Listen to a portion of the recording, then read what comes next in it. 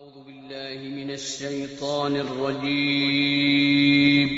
پناہ مانگتا ہوں میں اللہ کی شیطان مردود سے۔ بسم الله الرحمن الرحيم شروع اللہ کا نام لے کر جو بڑا مہربان نہایت رحم والا ہے۔ أعوذ بالله من الشيطان الرجيم بسم الله الرحمن الرحيم وإلى مدين أخاهم شعيبا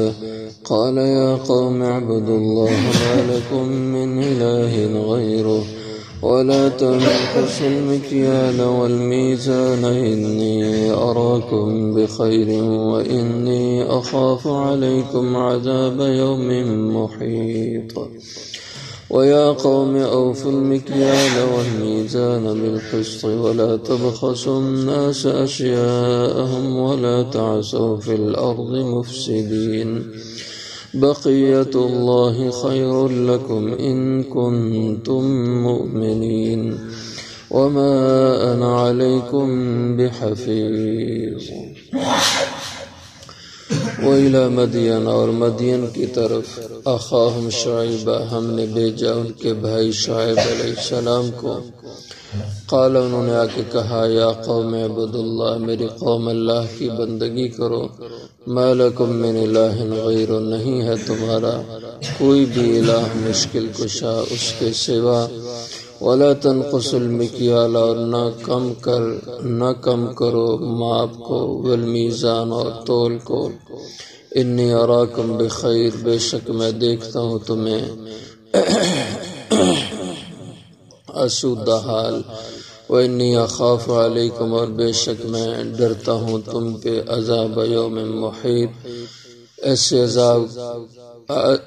عذاب یومن ایسے دن کے عذاب سے جو گھیرنے والا ہو۔ ویا قوم اور اے میری قوم اوفوا المکیال پورا کرو ماپ کو، والمیزان اور تول کو، بالقسط انصاف کے ساتھ، ولا تبخسوا الناس اشیاءهم اور نہ گھٹا کر دو لوگوں کو ان کی چیزیں، ولا تعثوا اور نہ چلو پھرو فی الارض زمین میں مفسدین فساد کرنے والے ہو کر۔ بقیت اللہ جو بچ جائے اللہ کی طرف سے، خیر لکم وہ بہتر ہے تمہارے لیے، ان کنتم مومنین اگر تم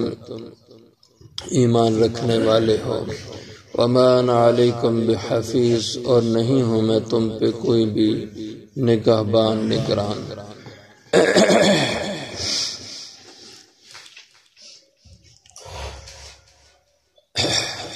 حضرات انبیاء کرام علیہ السلام ان کی قوموں کا ذکر ہو رہا ہے اس حوالے سے کہ یہ پیغمبر آئے، انہوں نے اپنی قوموں کو ان کے گناہوں کی نشاندہی کی، اللہ کی نافرمانی سے بچانے کی کوشش کی، لیکن قوموں نے اپنے پیغمبروں کی بات نہ مانی تو اللہ کے عذاب کی لپیٹ میں آئے۔ تو اس کی مثالیں ان تذکروں میں ہیں۔ تو اس سے پہلے حضرت نوح علیہ السلام، حضرت ابراہیم علیہ السلام، حضرت ہود، حضرت صالح علیہ السلام کا ذکر ہوا، حضرت لوط علیہ السلام کی قوم کا، اب حضرت شعیب علیہ السلام کی قوم کا ذکر ہے۔ وإلی مدین اور ہم نے بھیجا مدین کی طرف۔ مدین یہ حضرت ابراہیم علیہ السلام کے بیٹے کا نام ہے۔ آپ کے دو بیٹے تو مشہور ہیں، سب کو علم ہے، حضرت اسماعیل علیہ السلام، حضرت اسحاق علیہ السلام۔ حضرت اسماعیل سے حضور صلی اللہ علیہ وسلم پیدا ہوئے، ان کی نسل سے حضور کے علاوہ کوئی نبی نہیں ہوا۔ حضرت اسحاق علیہ السلام کی نسل سے 5 یا 7 ہزار پیغمبر ہوئے، اور ابراہیم علیہ السلام کے 3 اور بیٹے بھی ہیں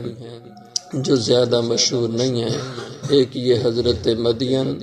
دوسرے حضرت مدائن اور تیسرے حضرت قیدار رحمہم اللہ تعالی۔ تو مدین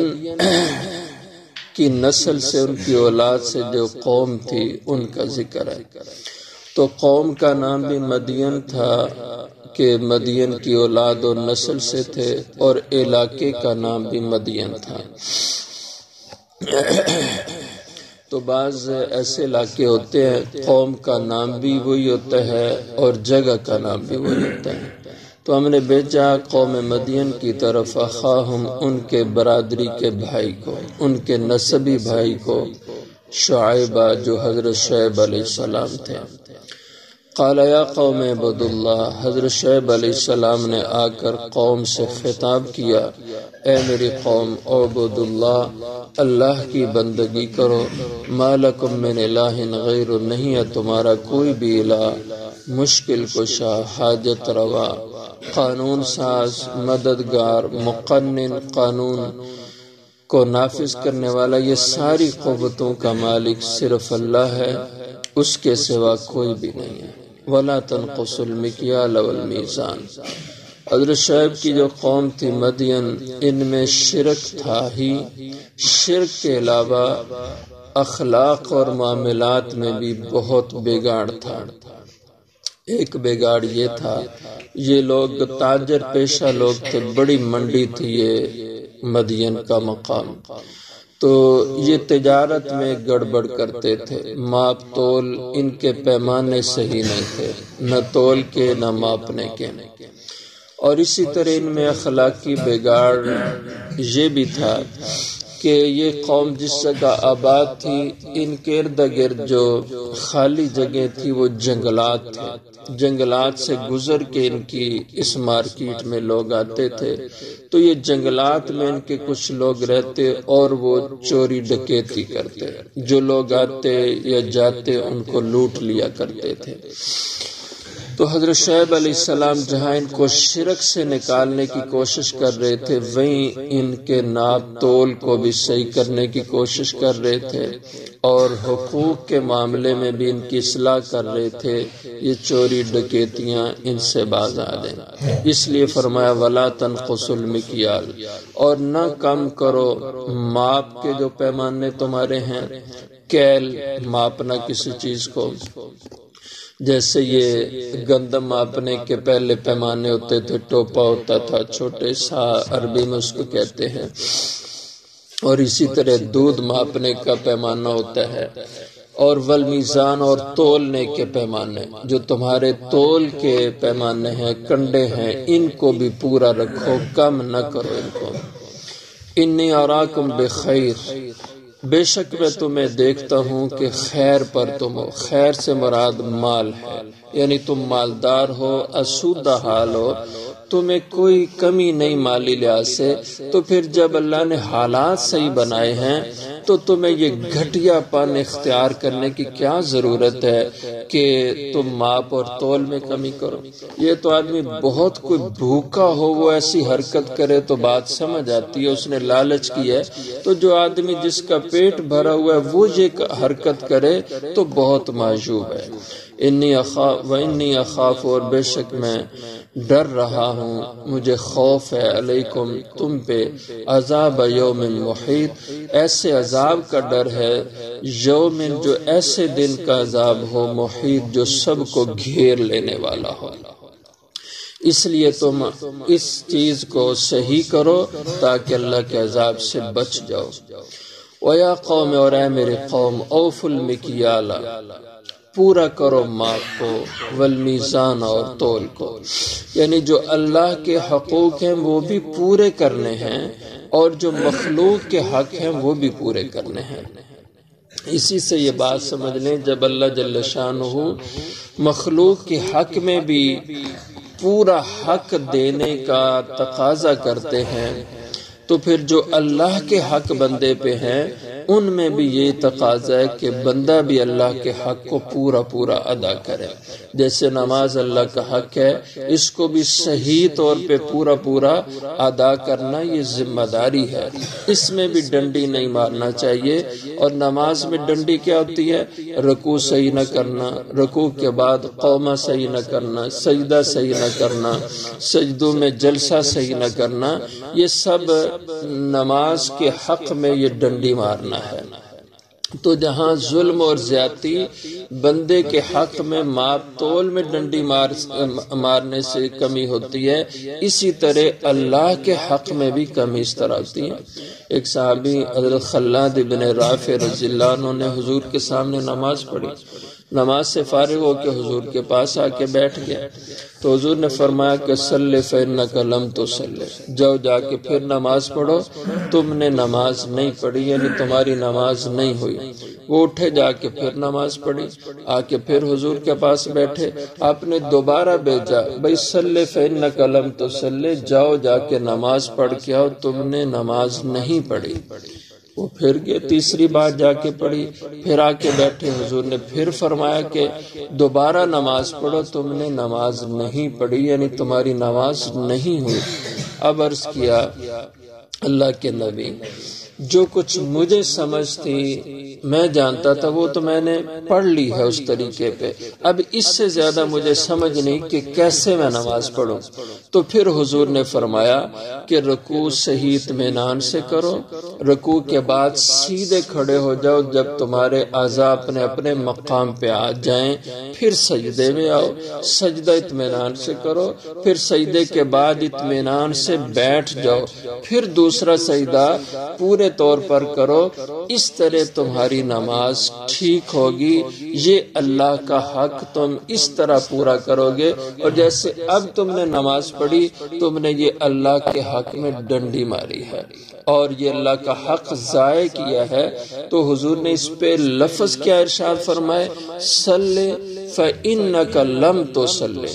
پھر نماز پڑھو، تم نے نماز نہیں پڑھی، یعنی تمہاری نماز نہیں ہوئی۔ تو اب ہم دیکھ لیں ہماری نمازیں کیسی ہوتی ہیں،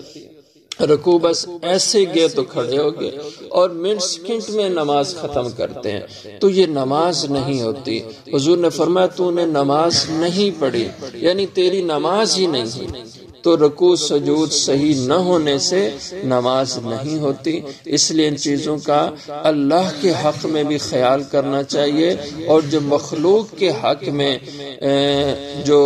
پورا ان کا حق دینا اس کا بھی خیال رکھنا چاہیے۔ اس لیے فرمایا یا قوم، اے میری قوم، اوفوا المکیال، پورا کرو ماپ کو، والمیزان، اور تول کو، بالقسط، انصاف کے ساتھ۔ حضور صلی اللہ علیہ وسلم نے فرمایا کہ میں پسند کرتا ہوں کہ جب تم تولو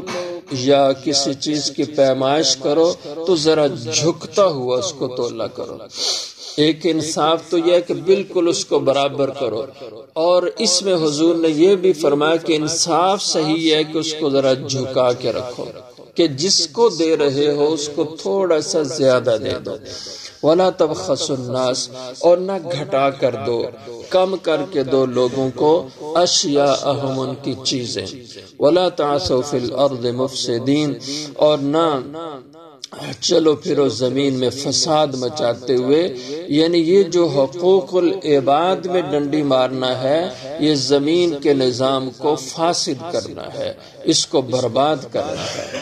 بقیت اللہ، جب اللہ کے حق ادا کر چکو تو اب جو مال تمہارا بچے گا وہ حلال مال ہے، یہ بقیت اللہ ہے، اللہ کا بچا ہوا، یعنی جو حلال مال ہے، خیر لکم، یہی تمہارے لیے بہتر ہے، یہ برکت والا ہے۔ اگر اس میں حرام تم نے باقی رکھا ہوا ہے کہ کسی کو تول کے دینا تھا کلو اور اس میں تم نے 100 گرام کم کر کے دیا کلو کے نام پہ، اب جیسے آج کل ہو رہا ہے مہذب معاشرے میں، ایک چیز کو کلو کے نام پہ بیچا جاتا ہے، قیمت کلو کی وصول کی جاتی ہے، لیکن 100 گرام اس میں کم رکھا جاتا ہے، اور چھوٹا سا کہیں لکھا ہوتا ہے 900 گرام۔ لیکن جو شہرت ہوتی ہے وہ یہ کہ پیکٹ یہ کلو کا ہے، یا آدھا کلو کا پیکٹ ہے 500 گرام کا، تو اس میں 450 گرام کی پیکنگ کی جاتی ہے اور قیمت آدھا کلو کی وصول کی جاتی ہے،